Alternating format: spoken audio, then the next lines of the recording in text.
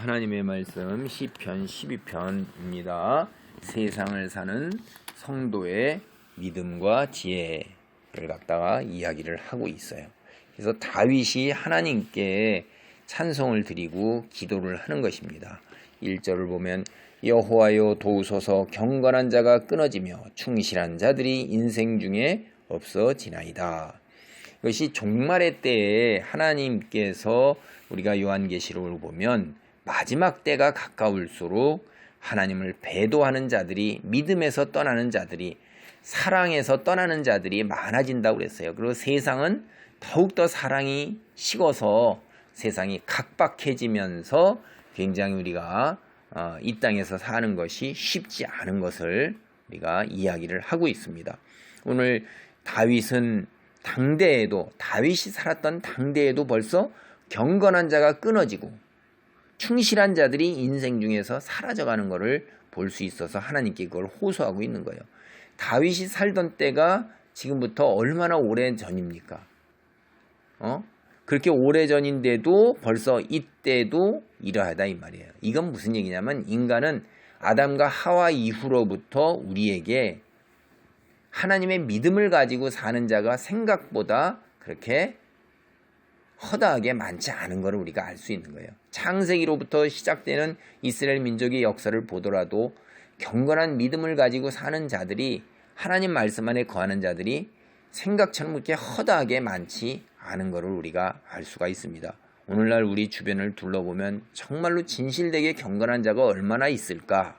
그리고 얼마나 정말로 일관된 신실함을 보이는 자, 약속을 가지고 자기에게 손해가 되더라도 그것을 그대로 지키는 자가 얼마나 있을까 하는 걸 우리가 되살펴 볼 수가 있어요. 이 1절의 이야기가 오늘날에도 하나도 그대로 떨어진 이야기가 아니라, 동떨어진 이야기가 아니라 우리가 사는 시대의 상황이 그대로 반영되고 있는 거예요. 오늘날 우리 한국 기독교의 상황을 보고 우리가 있는 주변에 믿는 자들의 상황을 보더라도 자꾸 떠나는 사람들이 많아요. 믿음에서 떠나는 사람들이 정말로 많아요. 저는 그런 거를 보고 굉장히 안타까운데, 특히 교회에 안 나가, 그리고 성경 읽고 혼자 기도할래, 이래서 그걸 안 나가를 거꾸로 가나안 성도. 작은 교회들이 문을 닫으면서 대형 교회도 겨우 명맥을 유지해 가는 거고, 젊은이들은 거의 대부분 교회를 떠나고 대학에 있는 곳에서 그 선교하기가 쉽지가 않고 믿음을 저버리는 학생들이 그렇게 많고, 교회마다 초등부, 중등부, 고등부 올라가면서 인원수 가지고 대학부 가면 인원수가 확 줄어요. 청년배 인수가 확 줄고 교회 안에 서구교회처럼 나이 든 사람들로 채워지고 있어 허리가 없습니다. 이걸 보면 경건한 자가 끊어지고 있는 것을 우리는 볼 수가 있어요. 2절입니다. 그들이 이웃에게 각기 거짓을 말하며 아첨하는 입술과 두 마음으로 말하는도다. 여호와께서 모든 아첨하는 입술과 자랑하는 혀를 끊으시리니 그들이 말하기를 우리의 혀가 이기리라. 우리 입술은 우리 것이니 우리를 주관할 자 누구리요 함이로다. 우리를 주관할 자 누구리요? 이들은 이런 거예요. 경건하지 않은 자, 그 다음에 충실하지 않은 자, 일관되지 않은 자들의 특징이 우리를 주관할 자 누구리요? 그러니까 하나님이 안 계시다는 거예요. 하나님이 계시지 않다 하는 이러한 생각을 하는 사람들은 기본적으로 잠언에서 뭐라고 그래요? 잠언의 9장 10절에 이렇게 되어 있습니다. 여호와를 경외하는 것이 지혜의 근본이요 거룩하신 자를 아는 것이 명철이니라. 그러니까 세상 사람들, 이런 사람들, 하나님이 계시지 않다 하는 사람들은 자기 자신이 굉장히 지혜로운 사람이고 자기 자신이 굉장한 명철을 지닌 사람으로 착각을 하고 있어요. 스스로의 존재가 어떻게 된 거고 앞으로 자기 자신이 어떻게 될 거라는 거를 자기가 아는 범위 안에서, 경험 안에서, 지식 안에서 그것이 전부라고 생각하는 거예요. 그건 세상이 전부인 것입니다. 그들은 영에 관해서 알지를 못해요. 이 온 우주가 어떻게 생겼냐 하는 거에 관해서 전혀 모르면서 진화론적인 사고를 하면서 저절로 생겼다고 생각을 하고 죽으면 모든 것이 끝난다고 생각을 해요. 그것이 악한 영과 어둠의 세력이 우리를 갖다가 몰아붙이는 생각이에요. 그러니까 그거 외에는 그들은 눈을 뜨지 못하고 알지를 못해요. 그들은 우리를 주관할 자 없다 이 말이에요. 내가 나를 주관하고 내 마음대로 내가 모든 것을 할 수 있고 죽으면 끝난다고 생각하는 거죠. 그래서 그들은 이웃에게 거짓을 이야기하는 거예요. 충실하지가 아니에요. 입술 아첨하는 거예요. 앞에서는 그럴싸한 이야기로 사탕발림을 하지만은 마음은 어떻게 돼요? 내 것을 간교함으로 빼앗고 강탈하고 갈취하고 사취하는 거예요. 두 마음을 지니고 있는 거예요. 앞에서 아첨하는 거나 앞에서 그 사람을 위하는 그 말이 정반대되는 마음을 가지고서 오히려 그를 도구나 수단으로 생각하는 거예요. 그래서 하나님께서 심판 때 어떻게 하겠어요? 아첨하는 입술과 자랑하는 혀를 끊는다고 이야기를 했어요. 이들의 이러한 생각, 이런 것들은 우리가 잠언에 뭐라고 했냐면 10장 11절 보면 10장 11절에 의인의 입은 생명샘이라도 악인의 입은 독을 먹어먹느니라. 악인의 입은 그 입 쏟아져 나오는 말 자체가 우리를 멸망과 사망으로 이끄는 거예요. 그러나 의인의 입은 그 쏟아져 나오는 말이 뭐예요? 하나님을 믿는 사람은 하나님에 관해서 얘기이기 때문에 영원한 생명으로 이끄는 이야기를 한다 이 말이에요. 그러나 세상 사람들, 우리를 주관할 자 없다 생각하는 사람들은 수단과 도구로 우리를 바라보기 때문에 두 마음을 가지고 우리에게 접근하기 때문에 우리를 멸망과 사망으로 이끄는 거예요. 결국 이 세상 우리가 살아갈 때 다윗의 시대와 달라진 것 없이 우리는 언제나 세상 사람들한테 수단과 도구로 이용당할 뿐이에요. 칸트라는 철학자가 사람은 목적으로 대해야 된다. 그 자체로서 존중받고 그 자체로 우리가 귀하게 여겨야 된다고 그렇게 말을 하지만 안 그렇기 때문에 그래야 된다는 당위성을 이야기하는 거예요. 인간은 그걸 해내지를 못한다 이 말이에요. 어떻게 해요? 다 남을 수단과 도구로 뵙기 대하지 않는 거예요. 그러면서 마치 목적으로 대하는 것처럼 그 사람 존재 자체를 인격적으로 존중하면서 그 사람 자체를 위하는 것처럼 할 뿐이라 이 말이에요. 그래서 세상은 사실은 없는 자들, 그 다음에 힘이 없는 자들, 세력이 없는 자들, 지식이 없는 자들, 사회적 위치가 없는 자들, 돈, 재물이 없는 자들, 명예가 없는 자들, 재능이 없는 자들, 이런 없는 자들이 언제나 눌림을 받는 거예요. 그리고 탄식할 수밖에 없어요. 늘 언제나 남에게 이용당하고 갈취를 당하고 팔핌을 당하고 멸시를 당하고 무시와 조롱 속에서 살기 때문에 스스로가 열등감도 느끼고 상대적 박탈감 속에서 낙담하고 힘들어하는 거예요. 그게 5절 말씀이에요. 여호와의 말씀에 가련한 자들의 눌림과 궁핍한 자들의 탄식으로 말미암아 내가 이제 일어나 그를 그가 원하는 안전한 지대에 두리라 하시는도다.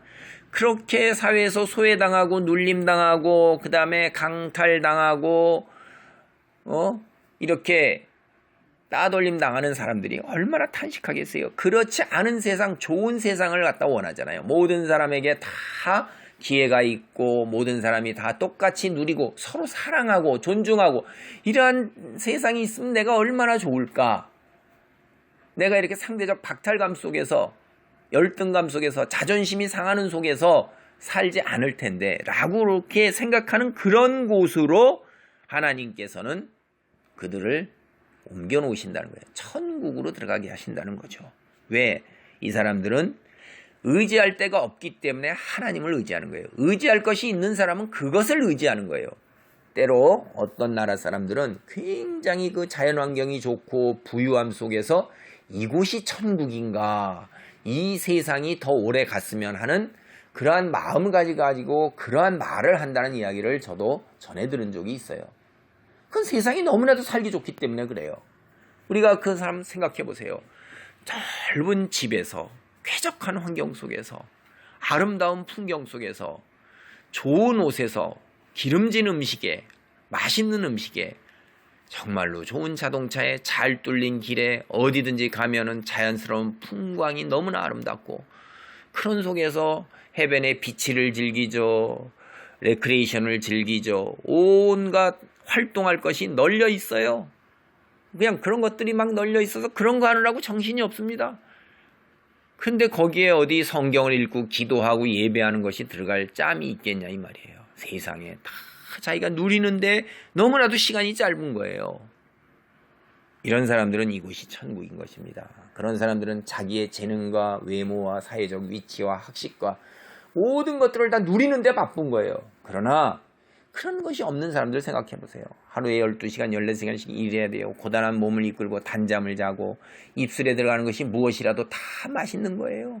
허름한 옷 속에서 노동해서 다 그런 시간에 어디 자기 자신을 위한 시간 이런 거 쓸 여유가 없어요. 남과의 비교할 짬도 별로 없습니다. 그런 사람들은 언제나 하나님만을 의지할 수밖에 없는 거예요. 이 세상이 아닌 다음 세상을 이야기할 수밖에 없어요.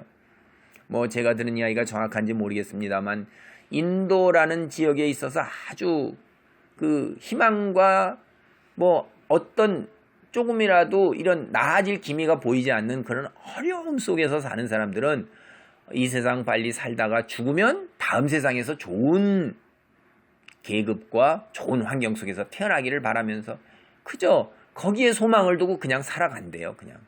그저 당장에 입에 들어가는 것과 당장의 잠자리 아주 열악한 속에서 그렇게 힘든 삶을 살면서도 낙이 거기에 있다는 거예요. 그래서 그런 생각을 갖고 살고 영화가 그래서 그렇게 발달돼 있고 그 사람들은 미래가 없으니까 영화를 보면서 영화 속에서 그 사는 사람의 다른 사람의 모습 속에서 대리만족을 얻으면서 그렇게 살아간다는 거예요. 낙이 없다는 거예요. 그런 이야기를 제가 전해드린 것도 있습니다. 여호와의 말씀에 가련한 자들의 눌림과 궁핍한 자들의 탄식으로 말미암아 그들은 이제 하나님이여 나를 도우소서 내가 이 세상에 더 낙이 없나이다. 나는 하나님만을 의지하나이다. 기도와 말씀 의지하고 그 말씀대로 따라 살려고 그러고 기도에 힘쓰는 자들, 예배에 힘쓰는 자들 이런 자들은 하나님께서 천국으로 인도하는 거예요. 하나님의 그러한 약속, 말씀이 어떤 거냐? 6절 보면 여호와의 말씀은 순결하며 흙도가니에 7번 단련한 은 같도다. 우리가 광물을 캐어냈을 때 찌꺼기가 많죠. 그거를 갖다 녹여서 다시 건져내고 또 녹여서 건져내고 녹여서 건져내고 이걸 7번씩이나 했을 때 완전하게 하는 거예요. 7번이라는 것은 완전수니까. 그렇게 이루어질 때까지 했을 때 그것이 우리가 여기에 보는 100% 은이 나오는 거예요. 하나님의 말씀은 100%인 겁니다. 7절 여호와여 그들을 지키사 이 세대로부터 영원까지 보존하시리이다. 영원한 시간을 누리는 영원한 하나님의 말씀 속에 영원한 약속 그걸 누리는 자가 누구예요? 이러한 하나님을 의지하고 나가는 자들이에요. 세상에서 그렇게 잘 나가고 세상의 것을 의지하면서 자랑하면서 누리고자 마음을 빼앗기는 사람이 아니라는 것을 우리가 알 수 있습니다. 마지막 절 8절을 보면 비열함이 인생 중에 높임을 받는 때에 악인들이 곳곳에서 날뛰는도다. 우리를 주관할 자가 누구냐 하는 이런 사람들은 다른 말로 하나님을 믿지 않는 자들이고 하나님이 어디 있느냐 하는 자들이 악인이라고 성경은 언제나 얘기를 하는데 그들은 비열한 거예요. 왜? 사람을 수단과 도구로 칼치의 대상으로 보고 이용하는 거예요. 그렇게 해서 그들을 이중적인 마음을 가지고서 아첨과 거짓과 계계와 흉계로 다가가기 때문에 비열한 거예요. 그런 사람들이 사실은 세상에서 형통하고 잘 되는 것처럼 보여요. 오늘날 우리가 둘러사는 세상도 보세요.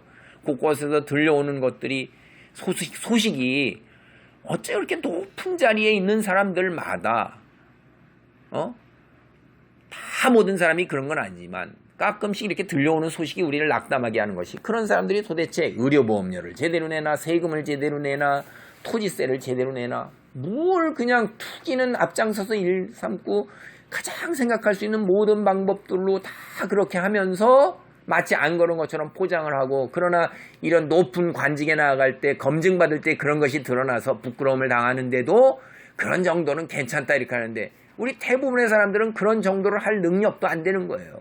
그리고 우리한테는 그런 잣대를 들이대면서 너희는 안 된다 하면서 자기들은 그런 것들을 누리고 다 한다 이 말이에요. 그게 비열하다는 거예요.